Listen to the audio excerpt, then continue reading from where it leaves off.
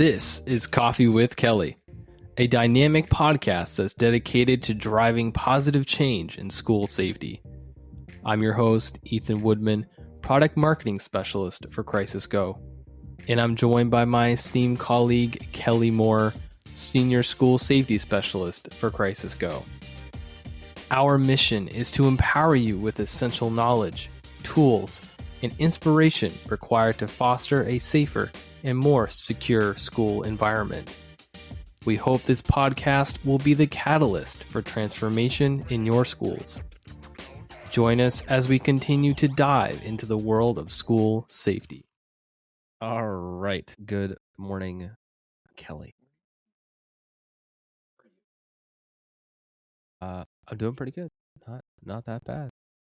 All things considered. It's getting real warm out, so I'm going to be more inside more often. Yeah, it's. I check my weather app. I check the weather often. It's not just something I do for school safety. It's something I do often because almost everything we do relates to the weather. Anyway, I'm checking because I need to mow my grass, so I check for the rain that's coming. And we're supposed to go up over 100 degrees towards the end of the week. That's crazy. I mean, tomorrow I think it's supposed to be over 100 here in New Hampshire. Yeah. And then you add the humidity on top of that, and it's like a heat index of 110. And I don't worry about the heat too much. I'm pretty tolerant right now, even at my age. I don't have a whole lot of issues with it, but I got some dogs that just suffer, especially the older one. He just suffers in it. So we're gonna be in some air conditioned housing as long as we can keep the electricity on, which seems to be an issue. It went off this morning. Gonna have to go find the library, I guess. Yeah, well, if there's no electricity, it's not just my electricity. If you listen to our other podcasts, you would have got that joke I just made. So yeah, yep. All right. So interesting. A couple articles here. So I think it was the last podcast we talked about a school shooting in the Philippines. I think it was actually by like two different, I'll call them kids. And so now we have basically a copycat that was, what was this on Tuesday? Yeah. Averted though, Tuesday. Right? Averted.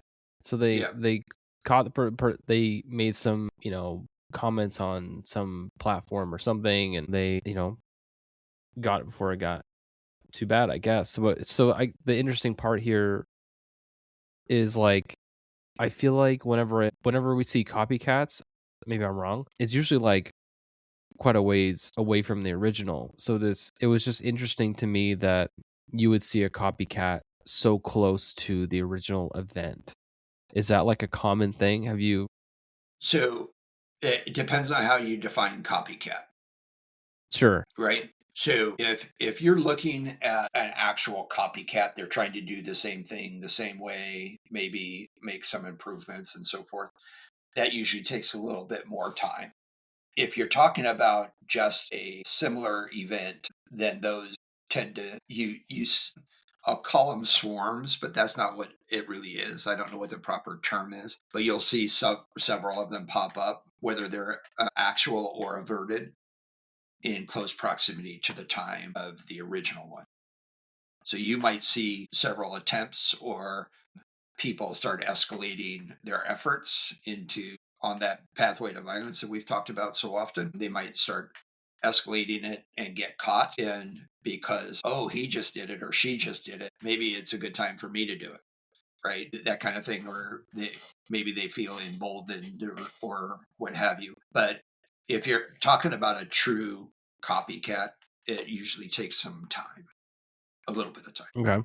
Yeah, but when you see one go, you should be looking for others, and for relatively, for the next few weeks anyway, you should be extra vigilant for a couple of reasons. One, you want to show the public that you're taking this seriously and that you don't want to have another event, so people maybe will see an increase in security or a change in procedures or something, so that you can demonstrate to your constituency that you're taking this serious and you're really trying to do your best to protect them. So that's one of those reasons. And the other is there tends to be a few in succession. So you don't want to be that person. Okay. And so the next thing I want to talk about here is, so the title reads, at least 5 killed in mass shooting at youth center. And this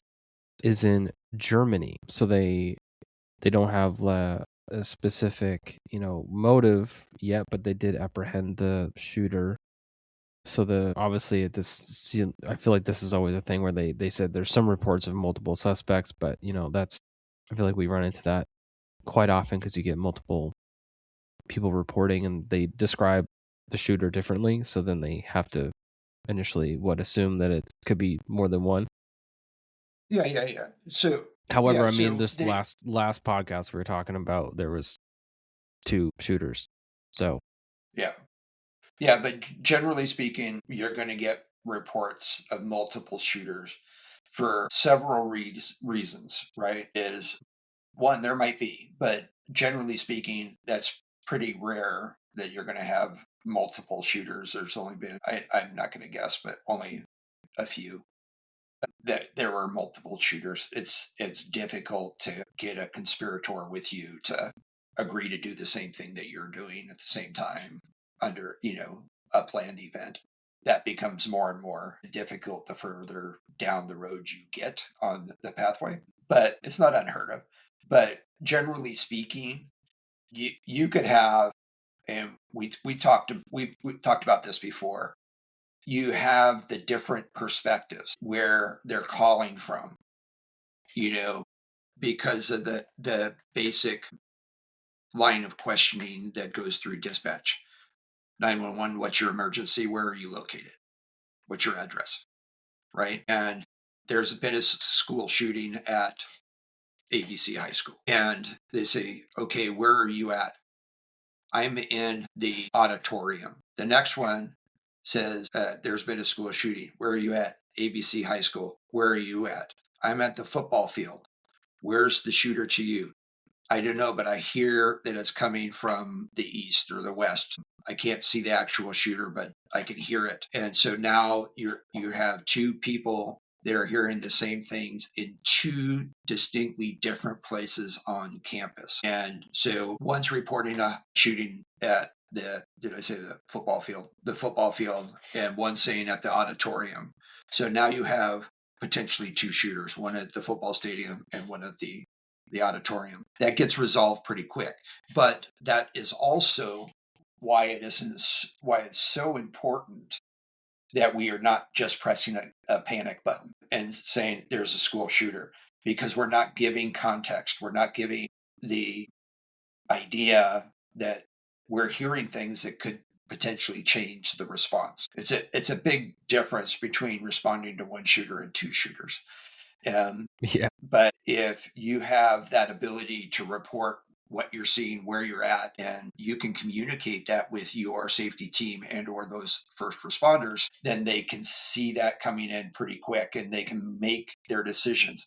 What we're trying to do is communicate with them as they're responding, and we're trying to give them as much information as we can to help them deploy properly, rapidly to the right location, etc. And so the other part of that is if we are working correctly and we're using like panic buttons correctly, you should be getting multiple panic buttons, right?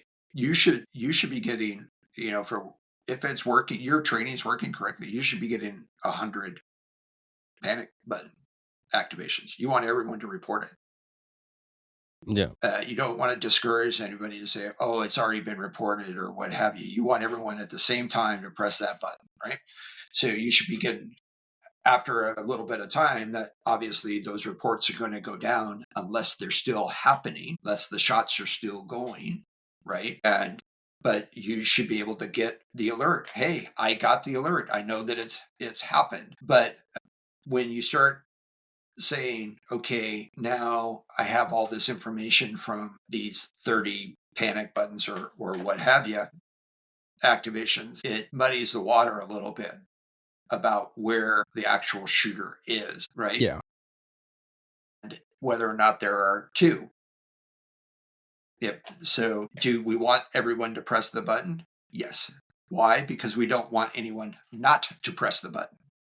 And everyone's sitting there, oh, I thought she pressed it, or I thought she pressed it, and nobody presses the button, right? But or somebody's afraid to press it. We want those buttons pressed. I get it. But they have their limitations if that's all you're doing is pressing a button. There's we talk about it frequently. There's two things that people need to know, right? What's happening and what you want them to do. And that's universal. It's not just your teachers and your students. It's also your first responders. Yeah. What's happening and what do you want them to do? Where do you want them to go? What's the information you have, right? That's a universal human trait. Something's happening and I need to know what it is and what you want me to do. If you're doing it correctly, that communication is relayed very quickly. But sometimes the technology interferes with that because we're so focused on getting a response. We're getting them as fast as humanly possible. They know that when you hit the panic button, it's most likely an act of violence type situation and there's serious potential for harm. And so they're going to respond, but they really don't know exactly what's happening with many of our competitors, right? They don't know, they don't have the ability to relay updated information. I just saw pass a message on, I just saw the shooter run past my doorway, or somebody's banging, trying to get in. I think it's the shooter. Because it sounds like he's hitting it with a metallic object or something like that, right? Or I hear shots right outside of my classroom. And there's no ability to say, hey, I need help here. I've got two kids that are injured and I need help here. So there's so much more to this response than just a panic button being pressed. So there you go. So another part of this that I want to get your take on. So in here it says that the police said in a statement shared on a mobile app, a very popular mobile app, a very popular messaging app, that a major operation was underway, calling citizens to, steer clear of the area. Mm-hmm. So is it common that a police would do that kind of thing over a messaging app? That's kind of strange, right? I don't know. No. I want to go to them and be like, hey, look at Crisis Go Connect, please. Like, what? Yeah. So that it's not.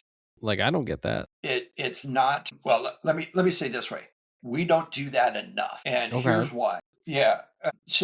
But it's not uncommon for law enforcement agencies, fire agencies, etc. to. My dogs are barking. Can you hear them? I don't know if it's gonna mute them out or not. It might. Just yell at them. Okay. So it's done pretty regularly by fire departments and so forth because of the added complexity with people that want to go into an area for any reason. Some people want to go see what's happening. Hey, I heard this and so forth. So what we don't do, especially in school violence situations and school emergencies, is that doesn't seem to be a priority. And then what happens is family members, extended family members, people who have friends that go to that school, they all converge because everyone wants to be part of this thing. They want to make sure that everything is okay, or whatever the reason. They converge and they end up causing a lot of issues, and it significantly increases the complexity because now I have to manage the crowd. So when you put a message out, you might just say,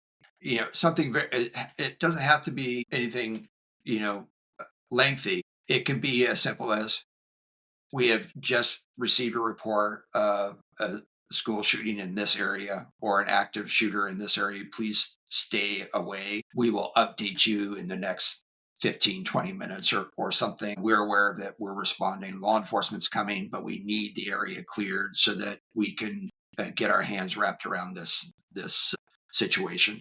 So that's not uncommon, and we probably should do that more. And especially if you're like, you have a parent app that you could send that out to, because you're going to want to direct the parents and the family members to a place where they are kind of close, but not super close, where you can give them all the information they want and they deserve.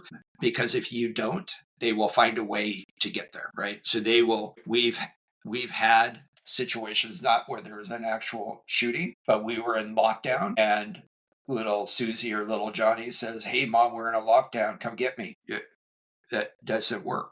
You're in a lockdown. Moms can't just come get you, but moms will try to go get them, and they will climb fences. And I totally understand it, but it causes, if there was an actual shooter going around, it puts yourself in danger, puts all of the first responders in danger, because now, and it puts your child in danger, because now they have to redirect their efforts to stop this mom running across and running through the hallways or running across the athletic field trying to get to their baby. And I totally understand the emotions there. I get it.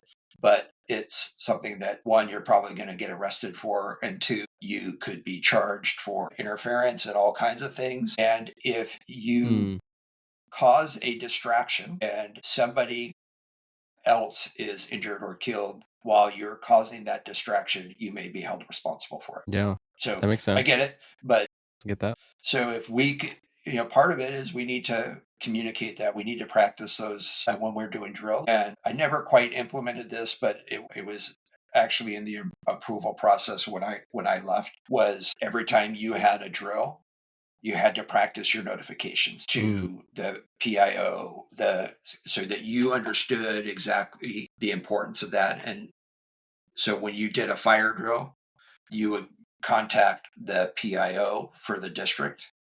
We called the communications director.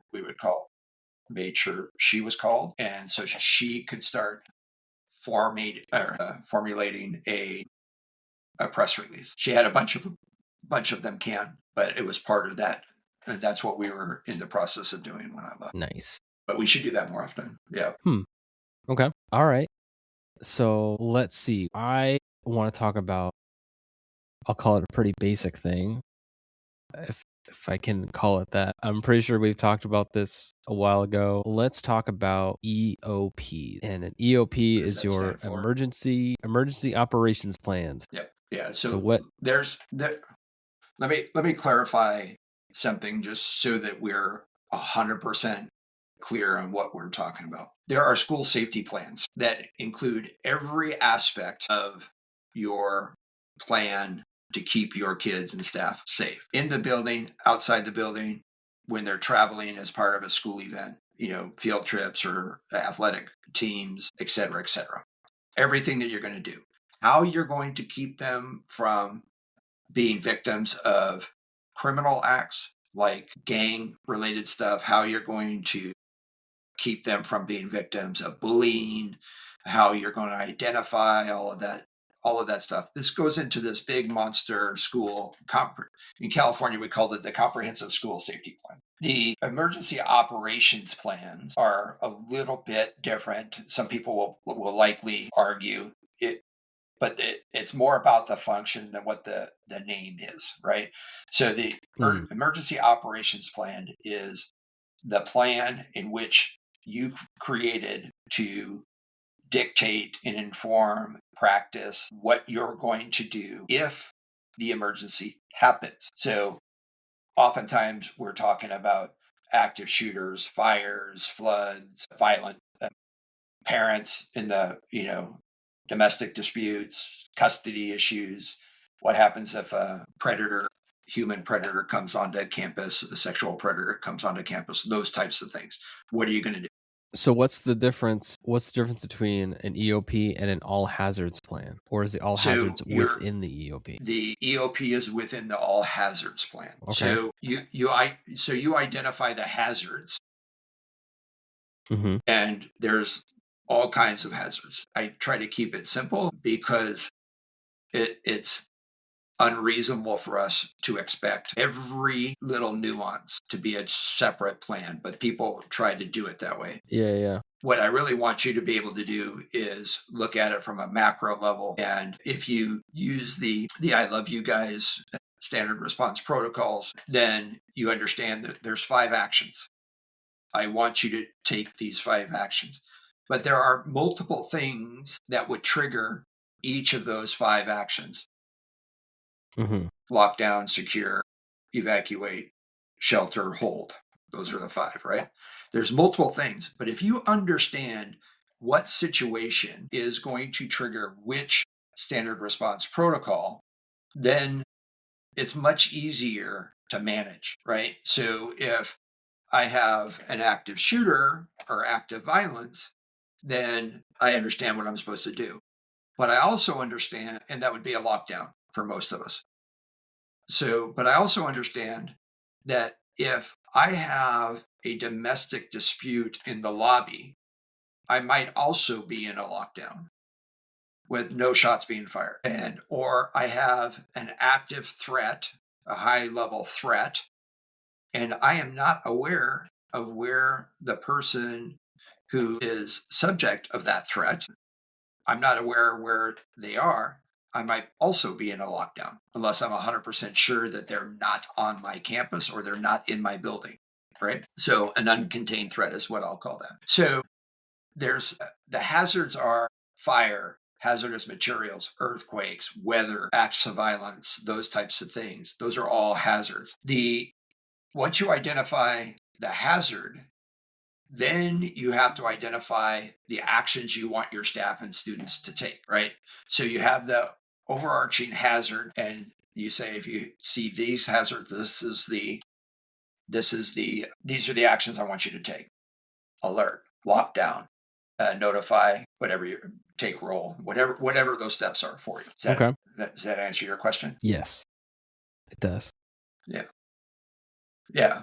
So we in the 6 years that I've been here, we've seen a huge disparity in what EOPs are, right? And so we wanted to take a little bit of time today to kind of walk through that for everybody, right? And so I'll start by saying when I went to work for the school district as their first safety director, my first task was reviewing the safety plans, the EOPs for all 20 schools. And I came out of there with 20 different plans. That's crazy. Right? And so the first thing that we should understand is standardization. Standardization means that your district is going to respond to similar circumstances the same way. It doesn't mean they're exactly the same. It does mean that you're using the same language.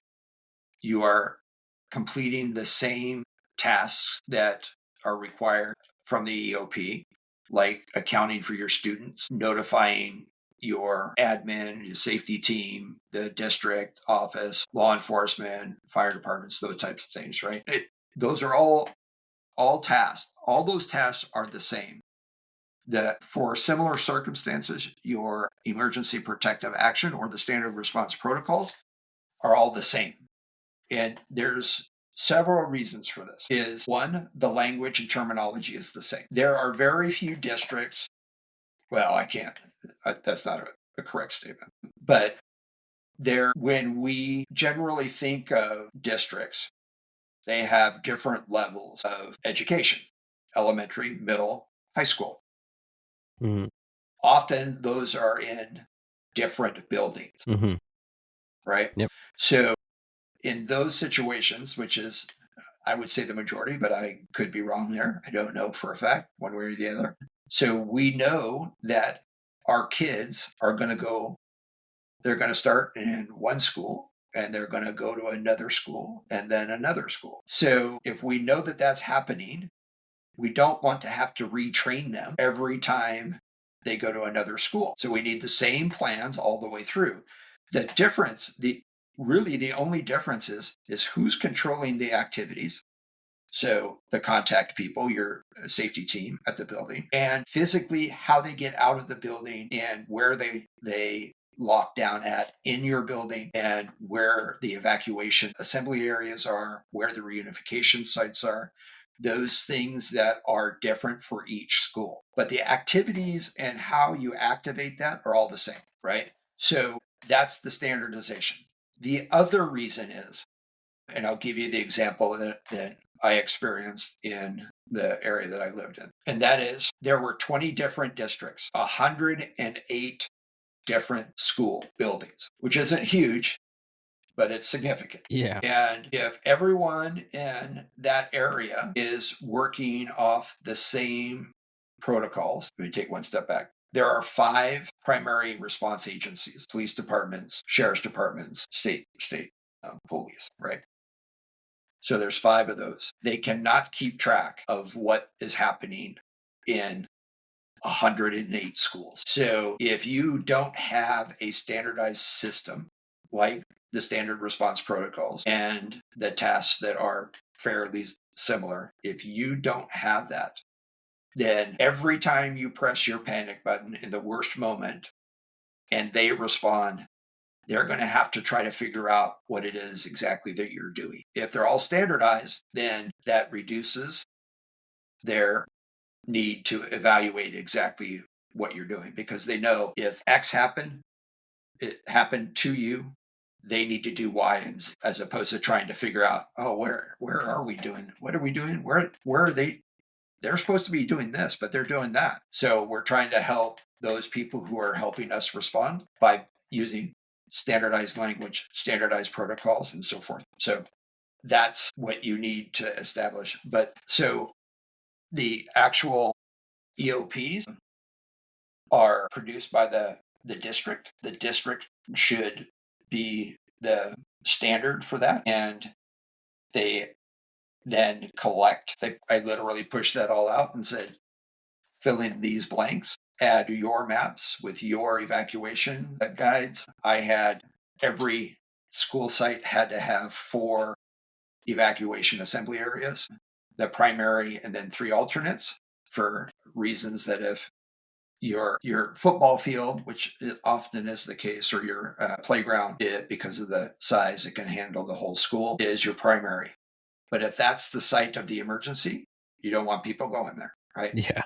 One of our high schools was in the direct path of the flight path of the airport, and if you had a small plane crash on your football field and you had fire and stuff and things, you can't evacuate to there. Right. So what's that? So yeah, it's just, that's what those are. EOPs. There's The EOPs, are these the same things that some refer to as like the red binder? So it depends, right? They the 3-inch binder, whether it's a red or school colors or whatever, it's the 3-inch binder. Mhm. Generally, if it's a 3-inch binder, it's your school's safety plan. But contained within it is your EOP, your checklist, right? So it's more commonly referred to as the checklist. So, Gotcha. but it is your plans to operate during an emergency. But one of the biggest issues that we have with the development of EOPs is they're required by law in, I think, every public school. You have to have them. Now, I think that's the extent of it, is you have to have them. Yeah. There is no standard by what those look like. And we know from our recent experience that some states just require that you have them, but the accountability to whether or not you have them is that you just check the box. There's I some have states where you actually have to have like your police departments like review them with you or something like that, right? Yep. But it runs the gamut, right? So sometimes they have to be reviewed and approved annually. The state of California does it that way. But there are others that are every 3 years or every 2 years. My recommendation is we know that they're a pain in the neck to create and manage. But if you have a dedicated safety director or safety coordinator, it's a lot of work to get them to an acceptable level, right? To where they should be. It's a lot of work to do that. I spent the better part of 3 months as my full-time job collecting all the data, making sure it was all in compliance with California law, etc., making sure all of the maps were there and so forth. But once you do that, it becomes essentially making sure everything is still current.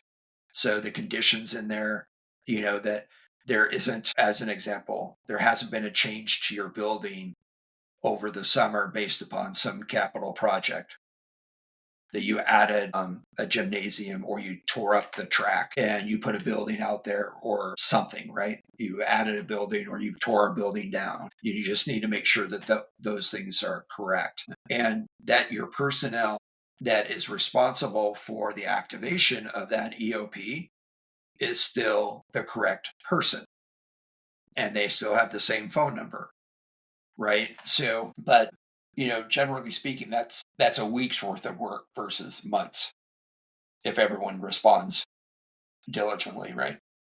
But so my recommendation is that they look at those checklists and those plans.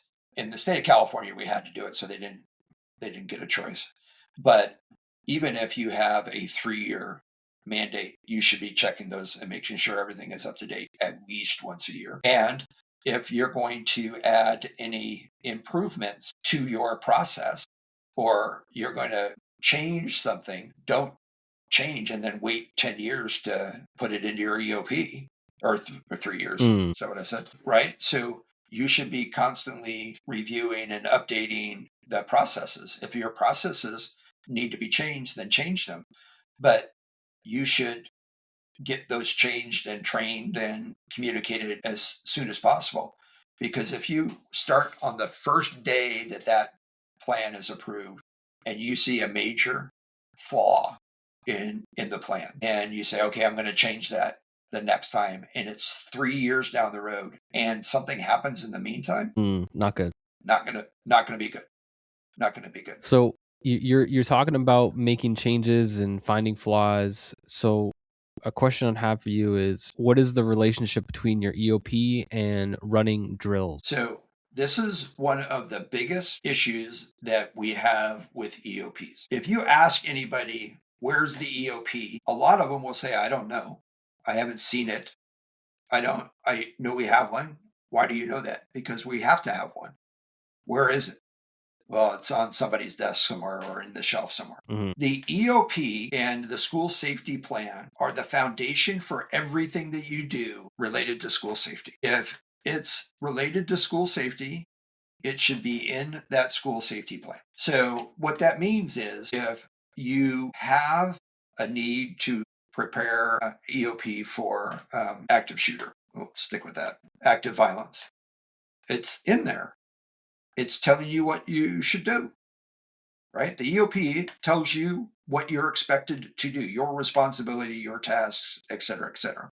That's in the EOP. That does not help you do anything if you leave it on the shelf and all you do is practice a lockdown. If you're required to practice a lockdown drill and you go in and say, okay, lockdown, locks, lights, out of sight, and 5 minutes later you're done, you have not satisfied the intent of that drill. Why? Because your EOP tells you what you should be doing in a lockdown. Mm-hmm.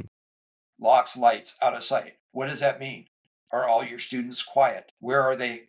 Can they be seen? Under what circumstances would you call for a lockdown? How do you validate or hold people accountable that they're doing the actual lockdown like they're supposed to be doing it? Are you using scenario-based drills? And I'm not saying throw some guy in the hall with a gun and have him run up and down. That's not what I'm saying. I'm saying have people think about a scenario and say, what button are you going to press so that you understand under what circumstances you would go into a lockdown or a secure or a hold or what have you, right? But everything that you should do in the EOP should drive what you're doing in your drills, your tabletops, your full scale. And if all you do is just the lockdown drill, because that's all they say that you have to do. And we talked about this not too long ago, a couple weeks ago, and something happens and somebody says, wait a second, that's not what the way this should work. Let me see your EOP. And if you're doing stuff that is not listed in the EOP, you're in trouble. If you haven't trained the EOP, you're in trouble. So if a teacher did something wrong and they haven't ever seen the EOP or been trained in the EOP or what their expectations are, all they've been told is locks, lights, out of sight, and they do something wrong that gets somebody injured. That's not good. No. Right. So when you're training, when you're working through situations, you should be doing it in accordance with your EOP, because your EOP is literally going to be one of the first documents the civil attorneys pull. If it's not up to date, if it hasn't been validated, if it hasn't been authorized by, if it's non-compliant, that's one of those things that you're gonna suffer through. That's gonna be a long, long day for you. And I imagine that would apply, I think most would think of like to what you're just saying. I think most would be like, oh, well, that's in the active shooter situation. But I feel like that would also apply to maybe some lower level stuff too, wouldn't it? Like if you Anything. had a bullying situation that resulted in some kid getting hurt enough where they ended up in the hospital or something, like that would still apply, right? Yeah. If you didn't like address that situation according to your EOP, that could still apply, right? Yeah. So generally speaking, an EOP is a mandate by the state or the feds, depending on where you are and how they were adopted. So if there's a federal mandate or a state mandate that you have these available, then you have to, they're essentially a policy, right? And in fact, in my district, I'm assuming that it's similar because we weren't a small district. We weren't a huge district either. But there was a policy that says you are obligated to follow the school safety plan. That was the policy. And so the policy says you're responsible for following the school safety plan. So it's codified by board approval and by policy that you are responsible to do this, right? But that doesn't absolve the district from making sure that they enforced that or they held people accountable for that. Because policies don't protect you if you're not enforcing the policies. You can't just say, "Oh, we have a policy that says they're supposed to do it." Now they'll try, because that's happened. We see it often. They'll try to say, "That's not they didn't follow our policy. They're responsible for following our policy," and they'll try to They were never separate the trained on lawsuit. it. But if they're never trained on it or held accountable or tested on it, then it becomes more difficult to separate yourself from the negligent actions of your staff. So, yeah, so those policies are there, the EOPs are there, and they should be used to guide you in everything. You might elect to exercise or drill certain aspects of it so that you don't take up all your instruction time, but you need to make sure that they understand the entire policy, the entire plan. And how you do that is entirely up to you. But you could do tabletops, you could do training sessions during staff meetings. There's lots of ways to not only become compliant, but make sure that they understand what they're supposed to do. And this, we always get into this, well, policy says you have to do this. Goes beyond policies. This goes beyond just common sense. You're trying to protect your kids. You should know what you need to do. We're way too far beyond the ignorance. Well, I didn't know what to do, or that I'm not. This isn't my job. It is your job. You're in school. You're an administrator. You're a staff member of any kind. You have an obligation to protect your kids and your staff. It's that simple. When you're talking about EOPs, and we'll talk about this a little bit more as we get closer to schools, but they need to be an integral part in the training, and you should, especially those EOPs that you're most likely going to use. So we're not just talking about acts of violence, because that's the hot topic, right? But those other situations where you're much more likely to have a domestic dispute than a classic active shooter. You're much more likely to have a fire, a weather event, those types of things, right? Especially, and I'll use the current state. We were talking about it earlier, how hot it's supposed to be. I live in Virginia. You live in New Hampshire, and how hot it is and it's supposed to be. So what's the concern for us? The heat index, right? And we have our kids out at these summer camps. We have the fall sports are starting to start their training for the fall sports now. So that's true. Everyone is supposed to have a heat emergency plan, right? So that's one of our hazards. And as I look out my window, it's starting to cloud up, because oftentimes with the heat, the way that it is, it causes thunderstorms. So now we have lightning involved. Everyone's supposed to have a lightning protocol. So those are things that we can start looking at and preparing for right now. And we should be, because even though we're not technically in school, our school organizations are still in motion. They're still active. We're starting to bring all the kiddies back for football or soccer or whatever those fall sports are, because we're starting to get ready for those. But it's 100 degrees with a heat index of 110. Maybe we should be inside running some other kind of drill or something. But those are things that we should be looking at, right? And now is the time to be looking at your drills or your EOPs, because we need to make them actionable, right? We need to make them the foundation, and we need access to them and so forth. So, yeah, that's what we should be doing now. All right. I'm going to leave it right there. All right. If you enjoyed today's episode, please like, subscribe, and hit that notification bell. And if you have any questions about what we discussed, leave a comment on our website at crisisgo.com.